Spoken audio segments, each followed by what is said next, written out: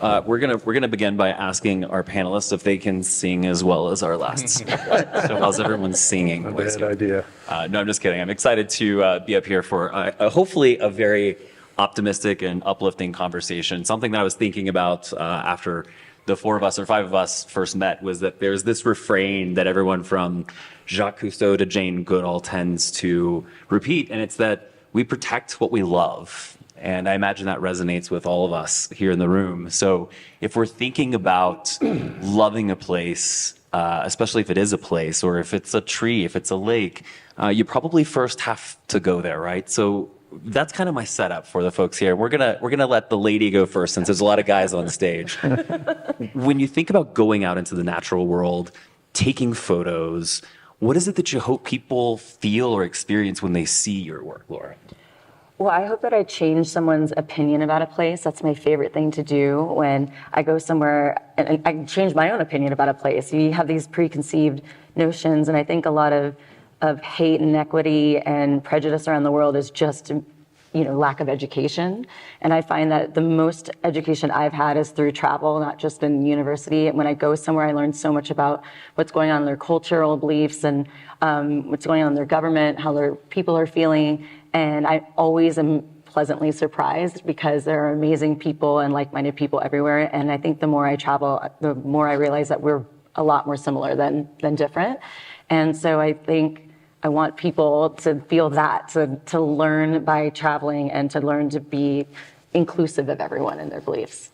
And I should mention that you're seeing on the screen behind us just kind of a cycle of photos from actually all five of us, so from some of our favorite places that we've been in nature. And just while we're chatting, if you had to pick one, what's the coolest place that you've photographed? Oh my gosh. Well, I mean, I love Peru. That's a separate thing, but I have to say Antarctica just because it was the most untouched place I've ever been to. Yeah, I actually got to go there just a couple months ago, and it felt like you've gone to another planet. Yeah. It almost felt like you had left Earth entirely. Yes. Marcus, your work with the National Forest Foundation, I think is certainly relevant in our current time, but also I imagine if I said think of a place in nature, a lot of people would probably have a forest somewhere in that. Talk to us about your work and why you think this connection with going out into the woods is so important. Yeah, well, so our work is really focused on the national forest system, 193 million acres of some of the most beautiful places around the country. What we try to do is make sure that those forests are healthy, preserved, protected into the future, and that they're accessible.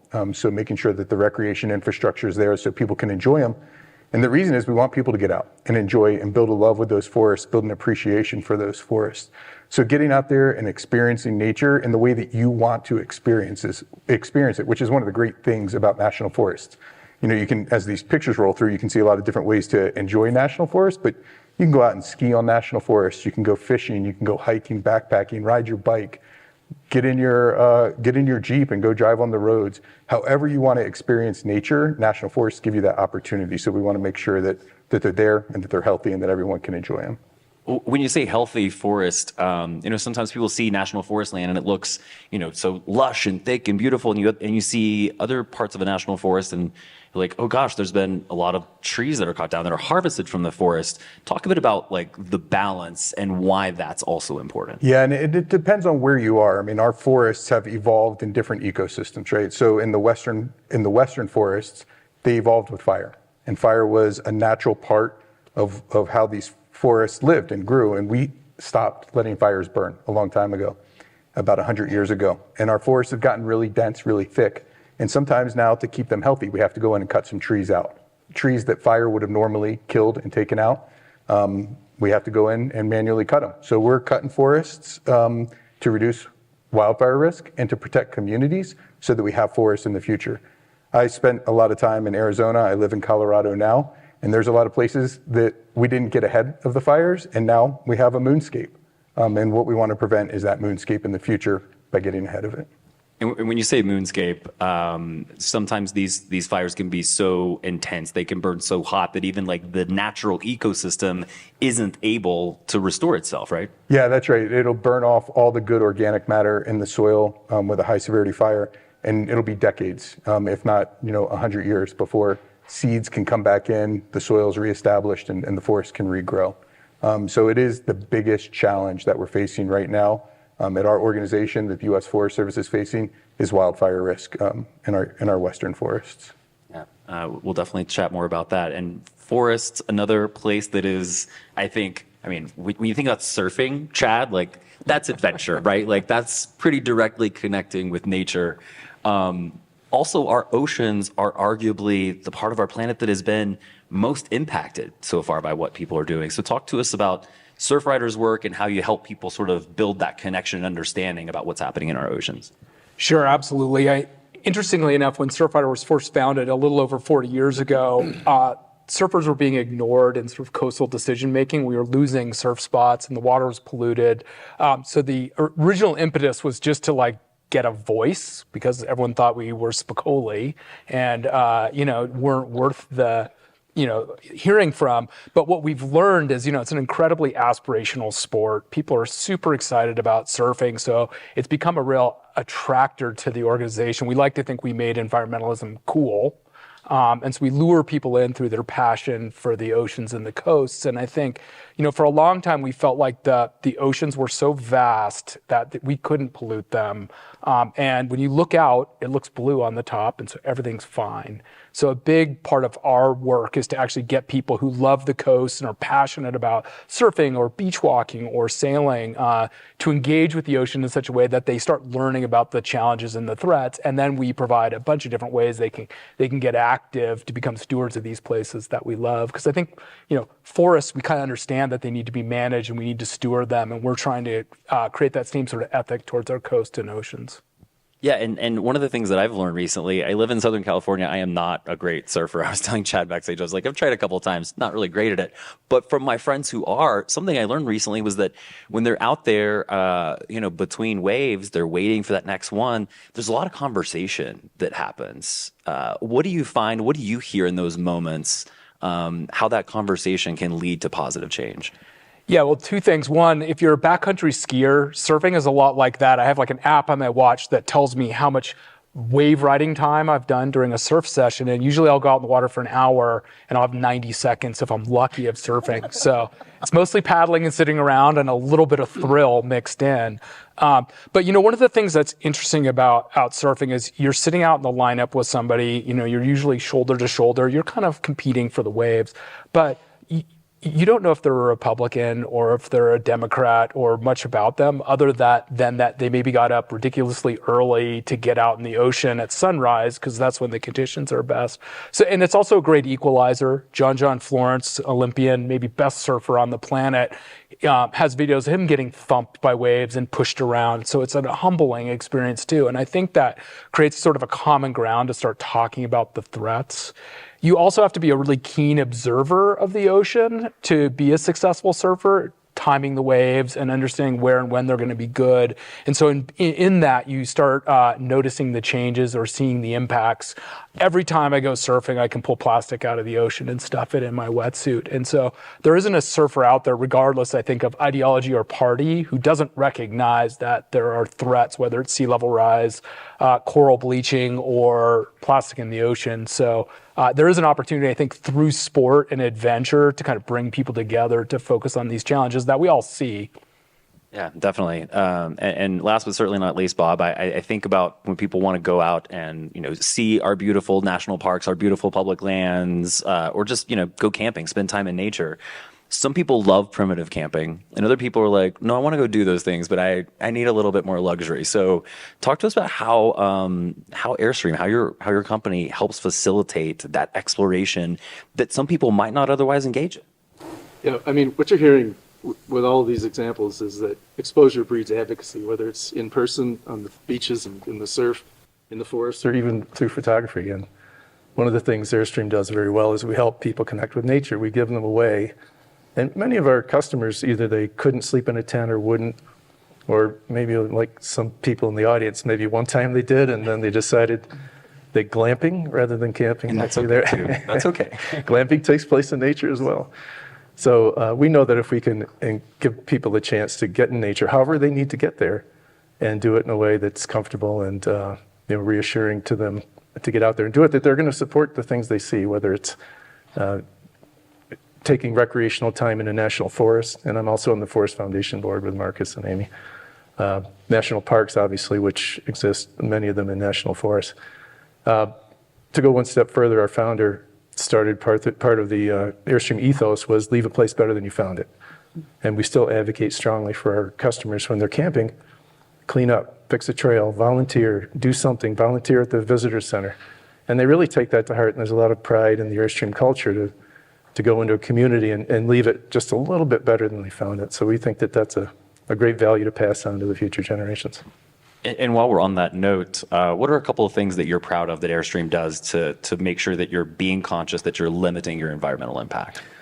Yeah, we've got a number of things. We're very careful in how we manufacture Airstreams, and we got things like high efficiency lighting, and high efficiency compressors, and zero waste to landfill, and then how the Airstreams get used on the road. It's how do you minimize the carbon created when they're being towed, and that's aerodynamics and the weight of the thing.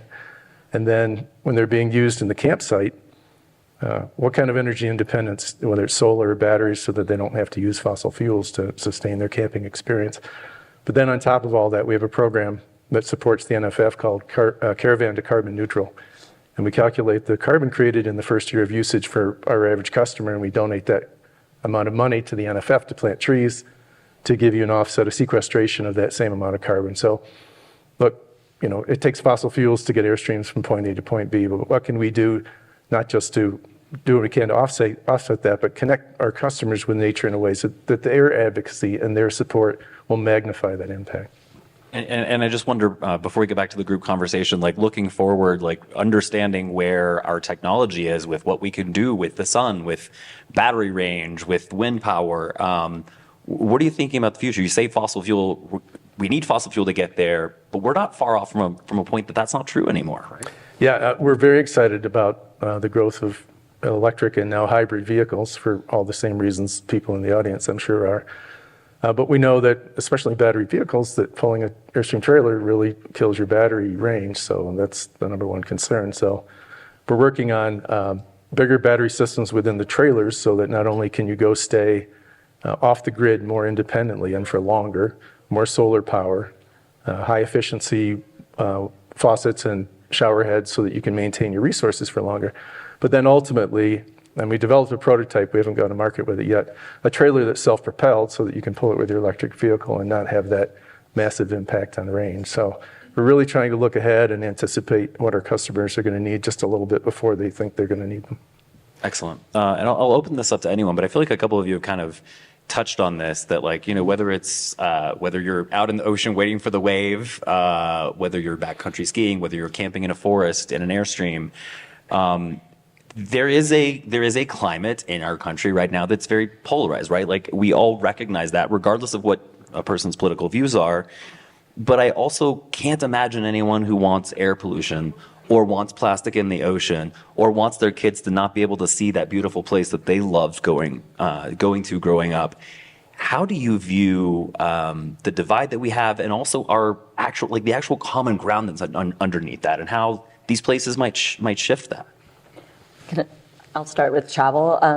My motto with not only my adventure travel company, but also with my hat business is leaving a place better than you found it. And I think that most people, if you polled everyone and asked them if they want to leave a place better or do good, they're going to say yes, but they're also going to say, I only get 2 weeks a year of vacation. Like I want to do, I have all these things I need to do. I have limited time. I don't want to spend it building a church or whatever it is. And I think that, I kind of find it like forced philanthropy in my adventure trips, where if you ask someone to donate money, most likely they're not connected to the place. They don't want to just throw money at it. But if you say, hey, come on this experience where, $500 of your trip cost is going to go directly into the community that we're visiting, or that, you're going to leave this place better and do good while you're on this trip and having fun. Every single person says yes to that. And I think that people innately want to do good and they don't know how to do it or where to do it. So to build it into a trip or build it into what you're doing, even just being conscious about what you buy. And when you hear the story about how these hats are made,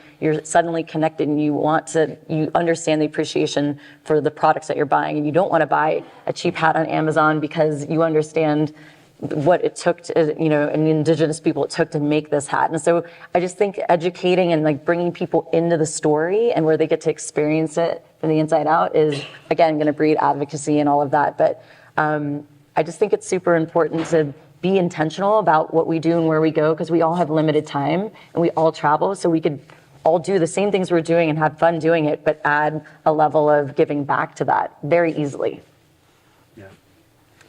Yeah, and public lands, which national forests are, have always been a really nonpartisan issue, right? I mean, everybody gets behind and supports public lands historically.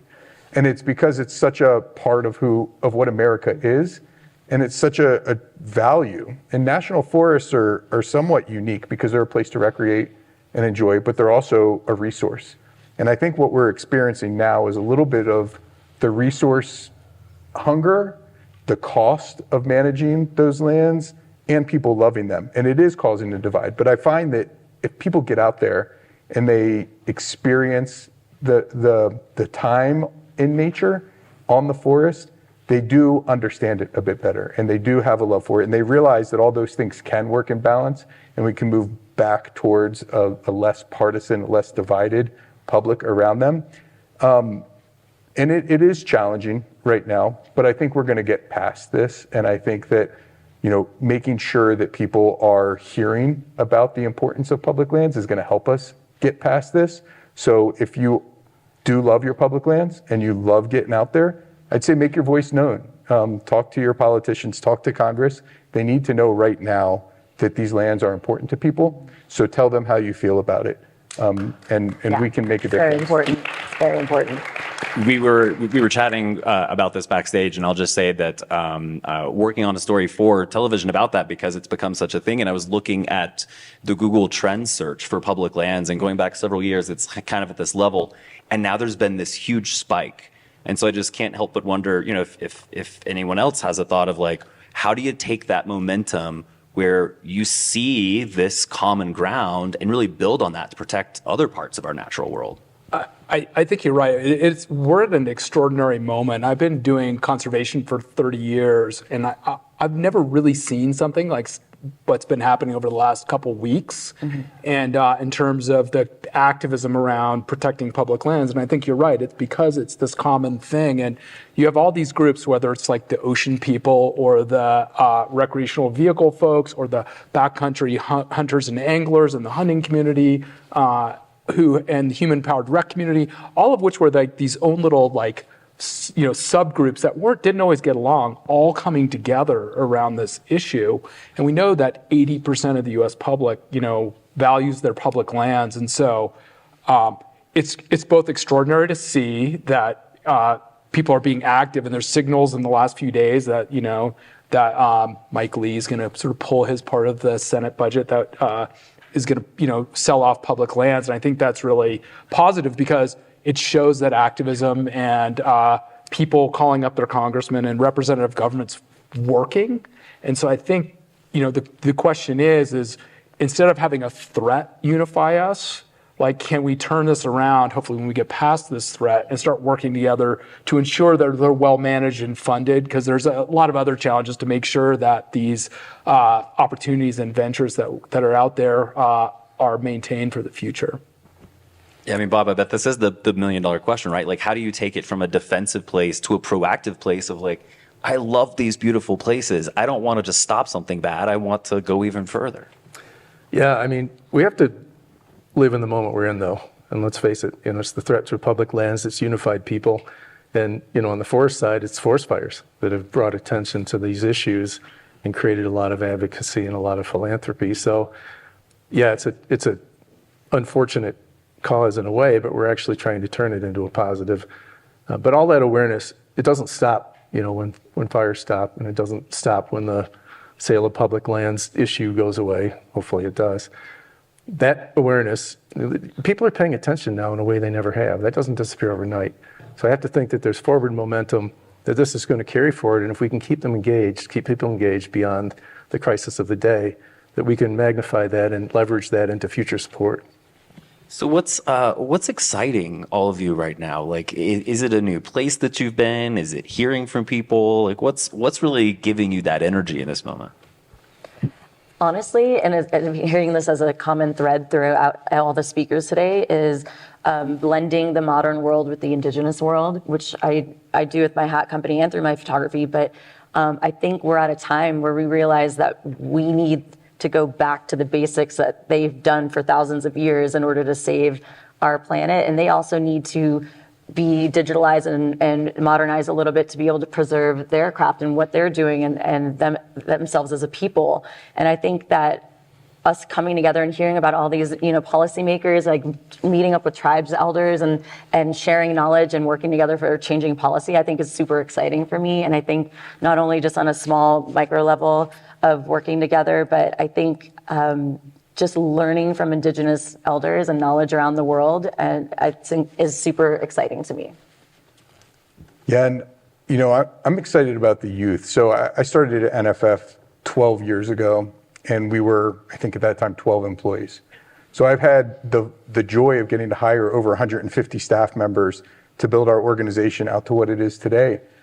And I'm just constantly impressed with the passion that the youth are bringing, how smart they are, how creative they are, and they're coming up with solutions to problems that I've been wrestling with for 20 years, and they all of a sudden can think of an idea and put it into action with the passion that they need. And that just makes me super hopeful about, not just our national forest, but our planet, that kids care this much about it, young people care this much about it. Anyone else want to jump in on that? I had the chance to go to a NFF staff retreat back in February, 140 or 150 NFF staff members, and they were almost universally young. Marcus may be the exception, sorry, buddy. Unbelievably smart and passionate and engaged. And, I stood in that room, I was in the room for a couple of days, and I came out so charged up. It really made me hopeful. I know hope's not a strategy, but look, it starts with this energy and commitment. And there's people in their early 20s that just totally leaning into the cause. And it was really reassuring and gratifying. So that really charged my battery for quite a while. And I would say that, I think traditionally the recreation community and the conservation community were living in sort of two different worlds, and they're merging, and sort of outdoor recreation as a force for conservation is having a moment. And I think that's a trend that started before the current battles and will continue. And,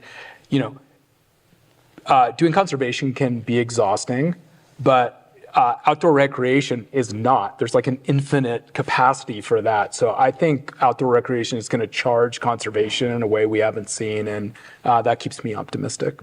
We have a few minutes left, so I want to make sure everyone has a chance to answer this. And maybe this is already part of your answer, but if I said, give us homework, people that are in the room, people that are watching this later, what do we need to be doing beyond just hearing these inspiring people on stage and seeing these beautiful pictures on screen? What do we need to do when we walk out of this room? Okay. I think as a storyteller, I think bringing back the stories of other places and bringing that education back home is important. For me, when I turned 40, however many years ago, my theme for my 40s was intention and setting intention, being intentional. And I wanted to do that wherever I go in the world, wherever I travel, whatever I buy, who I spend my time with, I want to be intentional. So I think that everyone can do that in their daily life. You can add in a little bit more intention about what vessel you're drinking out of and using less plastic. And, just we all can do our own little part. But I think for me, travel is about education. And I feel like I want to bring as much of that education back and change people's viewpoints here. And I think that's just important to do. And everyone can do that. Everyone can kind of combat this miseducation, misinformation, this racism, all the horrible things that we have back at home. We can bring that back from our travels and combat it with actual knowledge from these places. And for me, that's being a real influencer. And I'm proud to say that I feel like I've definitely changed a lot of people's minds or promoted people to go and into new places and new cultures and try new things and be more conscious about how they shop and what they purchase. And for me, I think all of us can do a little bit of that in our own lives. Thank you. I'm going to give two pieces of homework. So one is that our land management agencies right now, BLM, Forest Service, have never been as short-staffed as they are right now. The ability to get work done on the ground has been taken away. there are still a lot of partner organizations, a lot of groups out there that want to do work and need to do work on our public lands. Find them, volunteer with them, go out there and help get the work done that needs to be done so that everyone can enjoy the lands that we have. And bring a kid with you and get them inspired and enjoy it. And then the second thing. Any kid. Yeah, any kid, yeah. Find one. Grab a child. Yeah, make sure you have, yeah. Okay. And the second thing is to call your congressperson or your senator and let them know why you value public lands and how you value public lands. And hope that pushes, don't just hope, inspire them to take action to get work done to make sure that we have our public lands tomorrow. I can build on that really quickly. Yeah, no, it's worthy of applause. The reason there's a gap between what the public wants and what our elected officials are doing, which is what we're seeing right now, is because of a lack of civic engagement and a lack of voting. The largest voting bloc last election did not vote. And so civic engagement, meaning get involved locally and voting, is how we close that gap between what we want and what folks in DC are doing. Yeah, totally agree. And Marcus and I had a chance to go to Capitol Hill a couple of weeks ago, and we met with 40 legislators on the Senate and the House side to advocate, and they wanted to hear from us. That was the part that surprised me a little bit. I'd never done it before. So speak up. And to put in a plug specifically for the National Forests, they're all around you, and this crowd, I know I'm preaching to the choir, but to people I say, look, figure out where your local national forests are, and what you'll realize is you've been recreating in them. Many people don't even understand the boundaries and where these things exist, whether they're skiers or they horseback or hunters. So, understanding what a resource it is and how it's actually already impacting your life. So get out there, experience it, get connected and pay attention. Wonderful message. I also feel like I have some homework now. Next time I go hiking or camping, I'm going to take someone with me who doesn't do that often, because I think that's an important takeaway that I hadn't considered. So thank you all for this great conversation. Bob, Chad, Laura, Marcus, thank you guys so much. Thank you. And you all have homework too, don't forget.